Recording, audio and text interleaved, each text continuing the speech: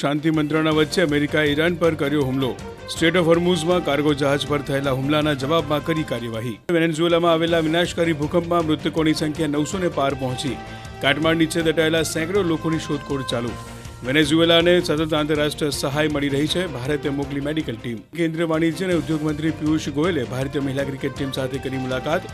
ભારતીય મહિલા ટીમને આવકારતા કાર્યક્રમમાં પિયુષ ગોયલે કહ્યું કે આ મહિલા ક્રિકેટર્સ કેટલીય નાની છોકરીઓના સપનાઓને પાંખો આપી રહી છે અને પ્રેરણારૂપ બની રહી છે. આ સાથે જ આગામી મહિલા T20 વર્લ્ડ કપ માટે ક્રિકેટ ટીમને શુભકામના પાઠવી. ફિફા વર્લ્ડ કપનો રોમાંચ યથાવત. ફ્રાન્સના ઉસ્માન ડેમ્બેલેની શાનદાર હેટ્રિકથી નોર્વેને 4-1થી આપી હાર.